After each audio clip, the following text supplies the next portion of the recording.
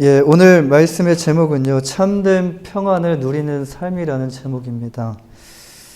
여러분, 하나님은 어떤 분이시라고 생각하십니까? 하나님 하면은 떠오르는 그 이미지가 어떤 이미지죠? 어떤 분은 아마 무서운, 두려운 하나님, 어떤 분은 정말 사랑의 하나님.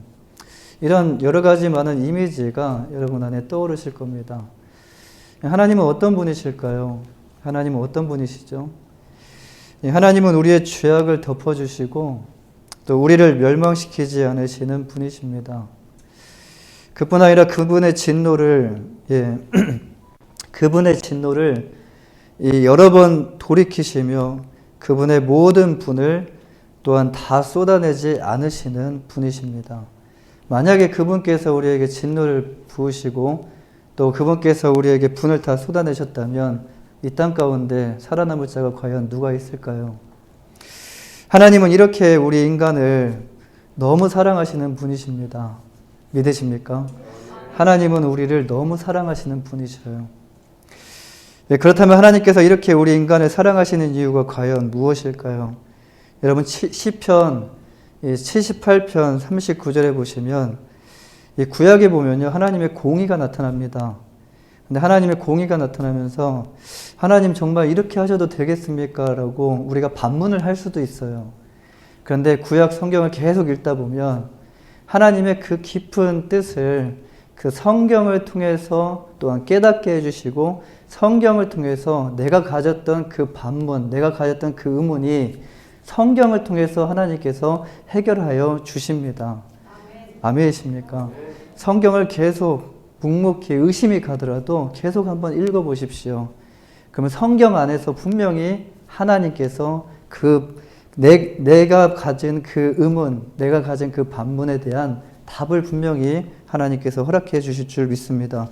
여러분 시편 78편 39절에 보시면요, 그들은 육체이며 가고 다시 돌아오지 못하는 바람임을 기억하셨습니다 라고 말씀하셔요. 누가 기억하시냐면요, 하나님이 이렇게 기억하신다는 거예요.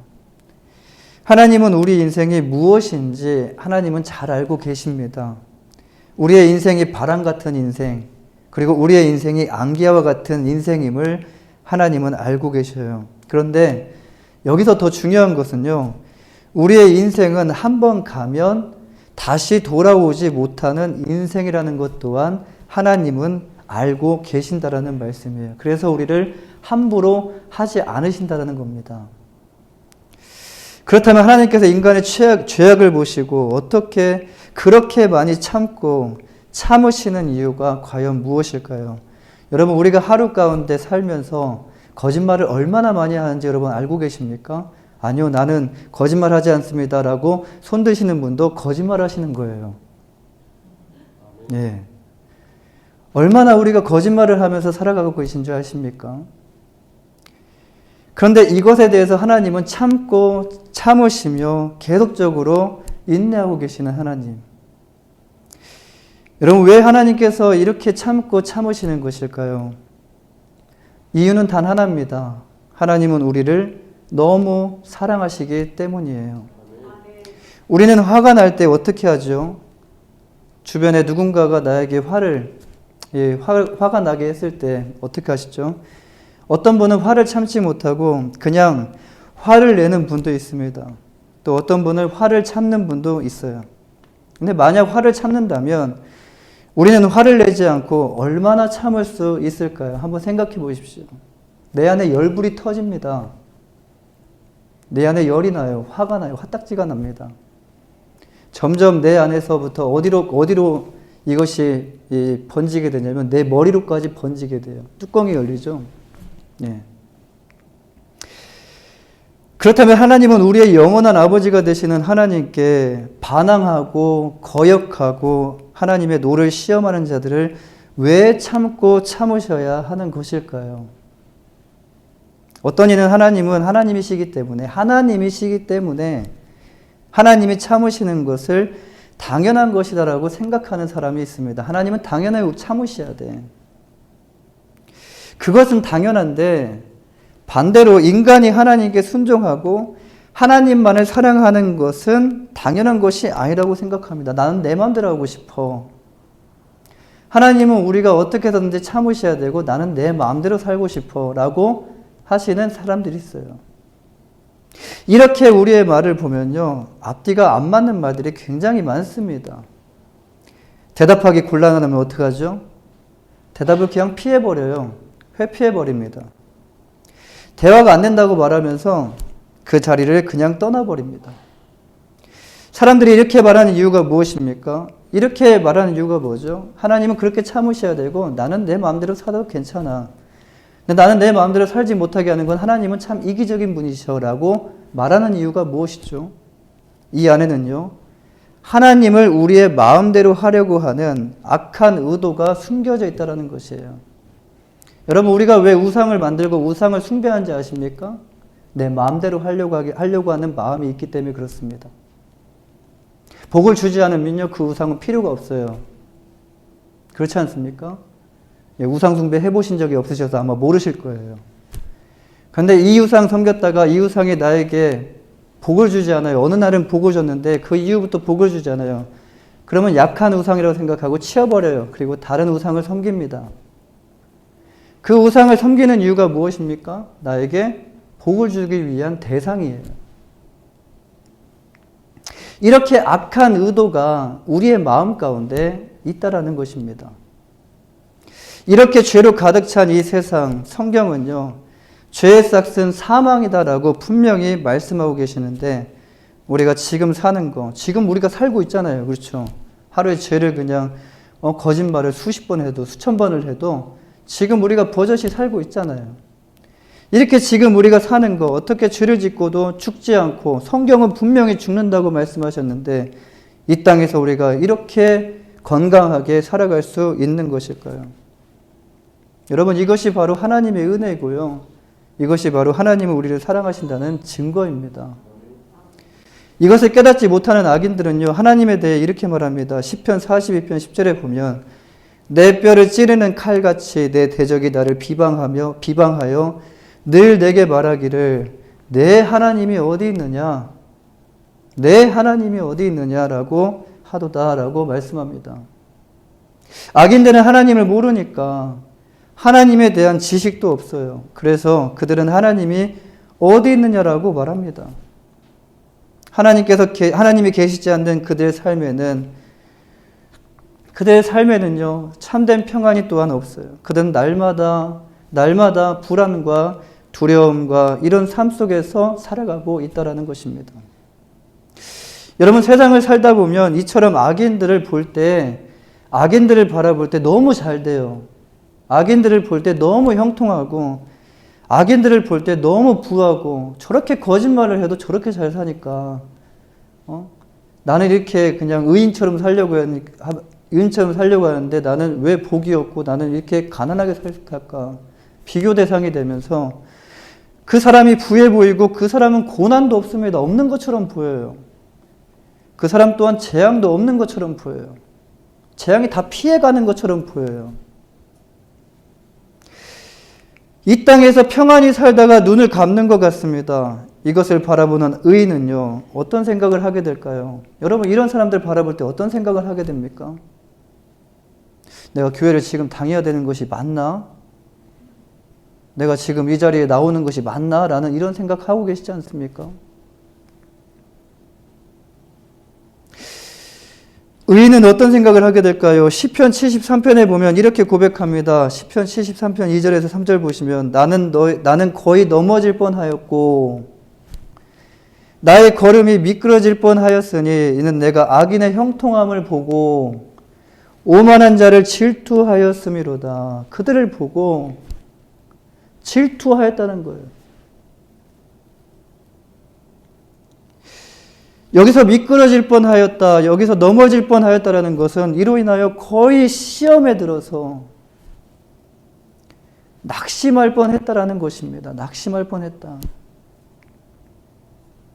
그런데 악인의 종말을 언제 어떻게 우리가 알게 될 수 있을까요? 시편 73편 17절에 보시면요, 하나님의 성소에 들어갈 때에야 그러니까 하나님의 성소에 들어갈 때야 라고 말씀하시는데 그제서야 언제입니까? 우리가 하늘나라 갔을 때, 하나님의 천국에 우리가 입성했을 때 그들의 종말을, 그때의 그들의 종말을 내가 깨달았나이다.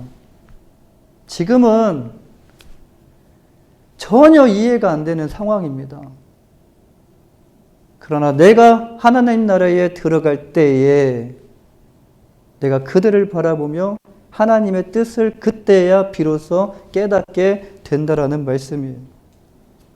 우리가 이 땅을 떠나 하나님 나라에 들어갈 때 그때 우리는 악인의 그 종말을 보게 될 거라는 말씀입니다.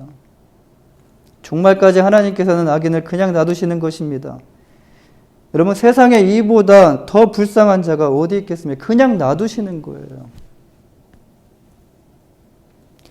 이와 같이 악인은 우리가 부러워할 대상이 아니다는 겁니다.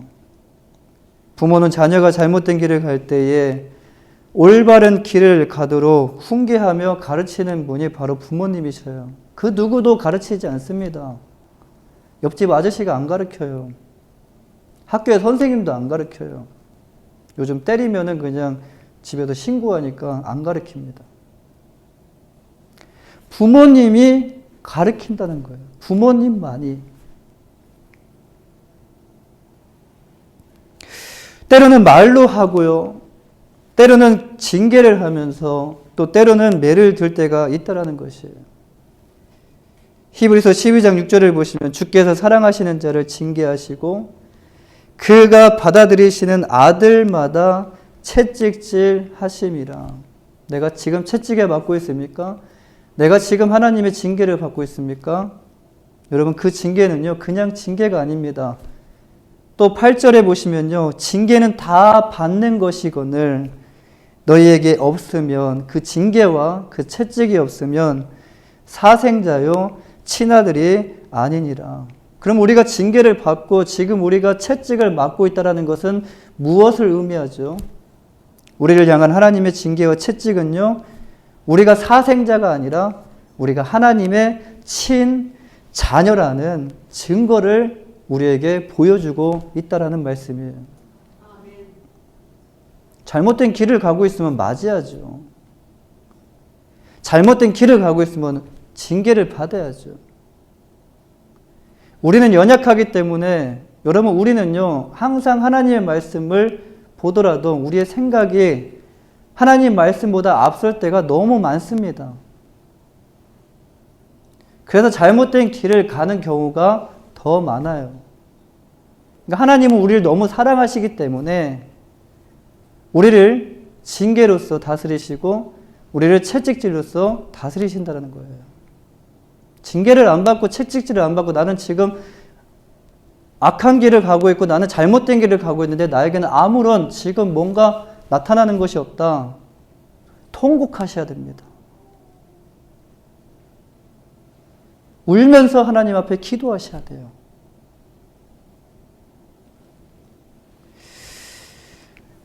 이와 같이 하나님은 우리를 너무 사랑하십니다. 아멘이십니까? 예.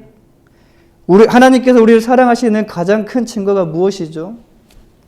그것은 바로 예수 그리스도의 십자가가 가장 큰 증거가 되는 줄 믿습니다. 하나님께서는 우리가 죄로 인하여 영원히 멸망당하는 것을 원하지 않으셔요. 하나님께서는 우리가 이 땅을 살면서 저주와 사망 가운데 갇혀가지고 두려움 가운데 살아가는 것이 아니라 예수님을 통하여 풍성한 삶을 또 평안한 삶을 살아가기를 원하시며, 여러분, 편안과 이 단어 한 끗 차이인데요, 편안과 평안은 달라요. 나는 지금 평안한데요. 아니요, 지금 편안하신 거예요. 평안과 여러분 편안은 다릅니다.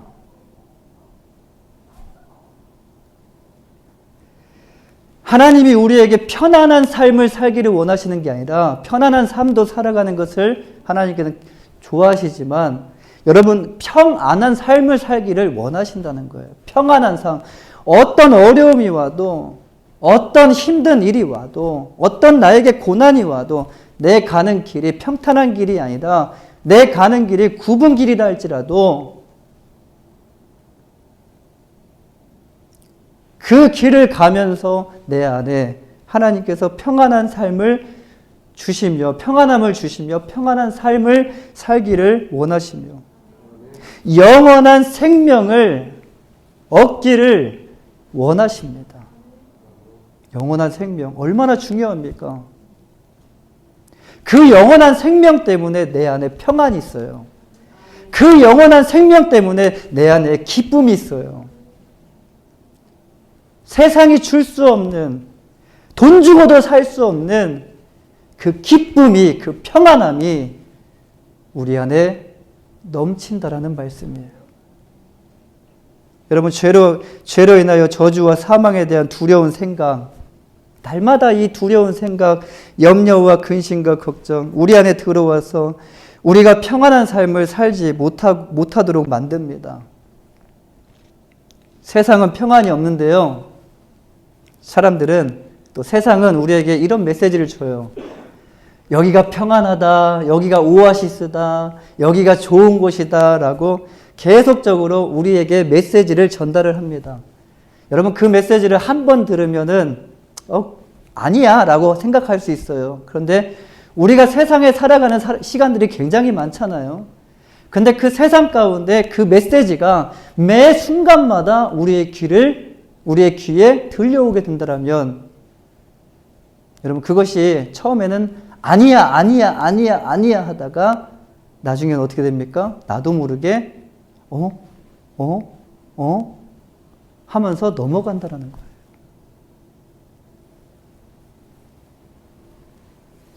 세상은 평안이 없는데 사람들은 평안하다고 말합니다. 저들은 세상이 말하는 가짜 평안에 속고 있는 것인데요. 거짓의 아비인 사단이 세상을 쥐고 있어요. 잠시지만 공중 권세 쥐고 있는 자가 바로 사단이에요. 세상에 가짜 평안을 계속적으로 뿌리고 있습니다. 가짜 평안을. 여러분, 속고 싶어서 속는 사람이 이 세상에 어디 있겠습니까? 진짜처럼 보이고 진짜처럼 들리니까 여러분, 세상 가운데 속고 사는 것이에요. 사단은 우리를 속이기 위하여 우리의 생각과 마음 가운데 절대로 틈을 주지 않고 세상을 통하여 우리에게 계속적으로 이 메시지를 보여주고 이 메시지를 우리의 귓가에 들려주고 있다는 거예요. 이 저주와 사망에 묶여 평안이 없는 삶을 세상 사람들은 지금도 살아가고 있습니다. 저주와 사망에 묶여 평안이 없는 삶을, 이 문제를 해결해 주시기 위하여 하나님께서는 그분의 독생자 예수 그리스도를 이 땅 가운데 보내주셨고요. 예수 그리스도가 십자가에 달려 죽으심으로 우리를 결박했던 그 모든 저주와 사망을 풀어주셨습니다. 이 안에서 우리는 이 땅에서 평안이 없는 삶을 살아가는 우리 인간을 향한 그 하나님의 뜻이 무엇인지 우리는 하나님의 말씀을 통해서, 예수 그리스도의 그 십자가를 통해서 우리는 발견할 수 있어요. 하나님은 이 땅에 사는 우리 모두가 구원받기를 원하시고요. 구원받을 뿐만이 아니라 진리를 깨닫고, 진리를 깨닫는다는 것은 내 마음의 문제를 해결받는 거예요. 진리를 깨닫게 됐을 때 진리를 알지니 자유를 누리리라. 내 마음의 문제가 무엇인지 이 진리를 통해서 깨닫게 되었을 때, 이 진리가 내 마음의 문제를 해결할 수 있는 예수 그리스도라는 것을 깨닫게 됐을 때, 내 영혼에 묶어 있었던 모든 결박, 모든 저주, 모든 사망, 그 모든 사망의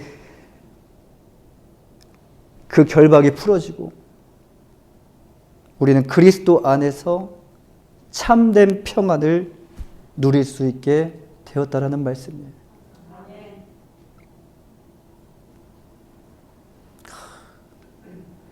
너무 감사하지 않으십니까? 내가 지금 교회에 나와서 예배할 수 있는 것이 너무 감사하지 않으십니까? 여기 안 바쁘셔서 그냥 시간이 나셔서 나오시는 분은 저는 없다고 생각을 해요. 시간을 내서 나오신 거죠. 시간을 쪼개서 나오신 거예요.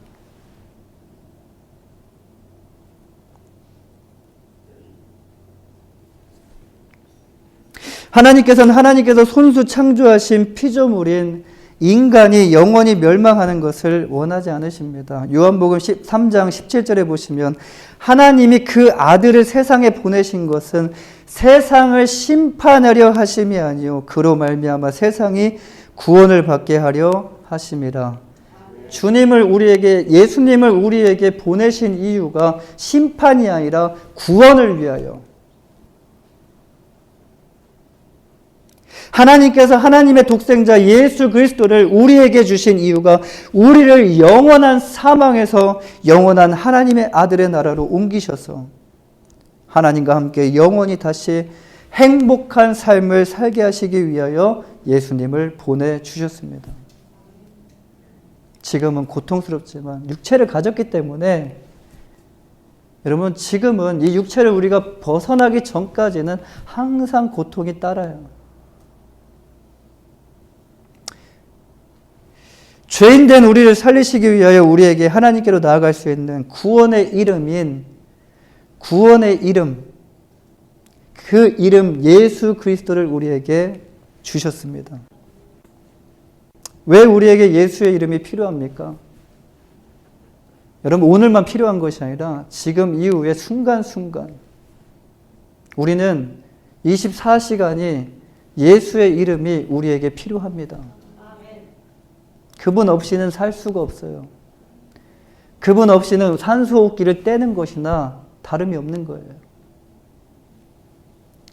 사도행전 4장 12절에 보시면 다른 이름으로서는 구원을 받을 수 없나니 천하 사람 중에 구원을 받을 만한 다른 이름을 우리에게 주신 일이 없습니다. 우리에게 구원의 이름으로 오직 예수의 이름을 주셨어요. 감사하죠? 여러 가지 다른 이름을 다 주신 것이 아니라 이것도 믿어야 되고 이것도 믿어야 되고 이것도 믿어야 되고 한번 생각해 보십시오.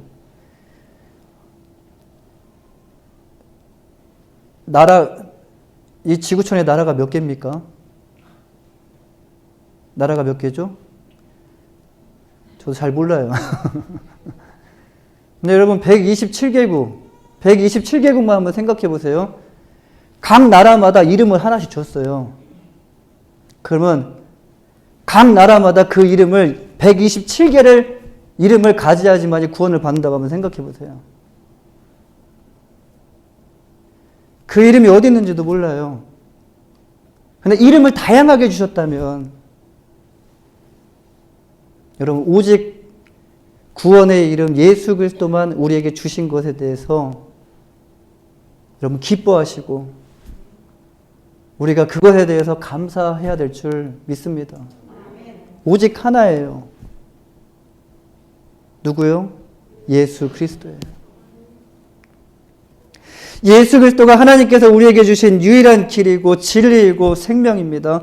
예수 그리스도를 하나님의 아들로 구세주로 믿는 자들에게 하나님의 자녀가 되는 권세를 주셨는데 우리가 하나님을 또한 하나님의 영을 받아 우리가 하나님을 아빠, 아버지라고 우리가 부를 수 있게 되었습니다. 우리는 이제 영적으로 구화가 아니에요. 하나님이 우리의 영원한 아버지가 되어주시고요. 우리의 영원한 인도자, 우리의 영원한 보호자, 우리의 영원한 책임자가 되어주셨습니다. 이 땅을 살아가면서 많은 사람들이 많은 것을 누리고 많은 것을 가지고 살아가지만 여러분 아이러니하게도요. 많은 것을 가진 사람들이 오히려 더 뭐가 많습니까? 두려움이 많아요. 염려가 많고 걱정이 많아요. 근심이 많아요. 그래서 하루도 잠을 편안하게 잘 수가 없어요. 불안과 초조, 두려움 가운데 그들은 살아갑니다. 왜 그럴까요? 보여지는 것들은 너무 많은데 주어진 것들은 너무 많은데 그게 문제가 아니라 보이지 않는 영적인 문제를 해결받지 못했기 때문에 그래요. 이것이 해결되지 않으면 우리는 눈을 감을 때까지 이 세상을 떠나기 전까지 날마다 불안과 두려움에 떨게 될 거라는 것이에요. 여러분, 우리에게 많은 것이 있으면 무엇합니까? 마음은 날마다 불안하고 두려움으로 이걸로 인해서 내 영혼과 내 육체가 고통받고 있는데 이유를 모르는 그 고통, 이유를 알고 싶은데 이유를 모르는 그 고통, 이유를 모르는 그 고통의 이유를 알고 마음속에 뭔지 모르는 불안과 두려움의 이유를 알고 우리 안에 있는 그 모든 저주의 사슬을 끊고 여러분 이제 이 평안이 넘치는 삶을 살고 싶으시지 않으십니까? 평안하고 싶다. 평안하고 싶다라고 여러분 생각하지 않으십니까? 오늘 주님께서 우리 모두를 이 평안으로 초대하고 계십니다.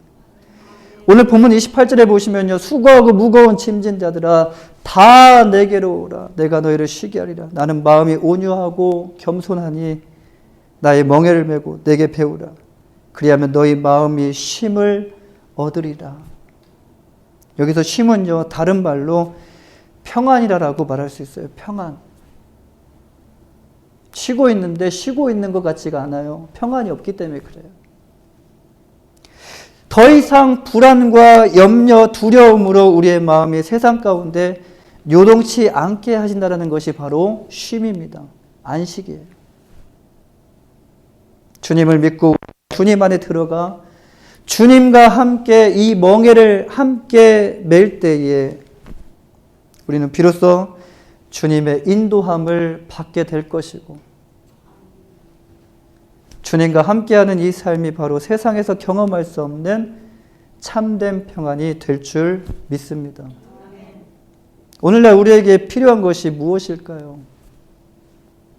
여러분 눈을 감고 한번 생각해 보십시오. 오늘날 우리에게 정말 필요한 것이 무엇일까요? 명예일까요? 돈일까요? 권위일까요? 여러분 오늘날 우리에게 가장 필요한 것은요. 내 마음에 참된 평안입니다. 오늘 이 참된 평안을 주님께서 여러분에게 다 주시기를 원하고 계셔요. 귀한 시간, 여러분 시간을 쪼개어 이 자리 가운데 나오셨어요.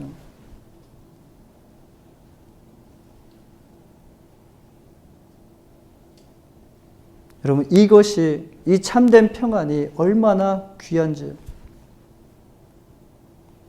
한 주간을 살아갈 때 주님께 주시는 그 참된 평안으로 살아가시는 분들과 그렇지 못하신 분들의 차이가 얼마나 큰지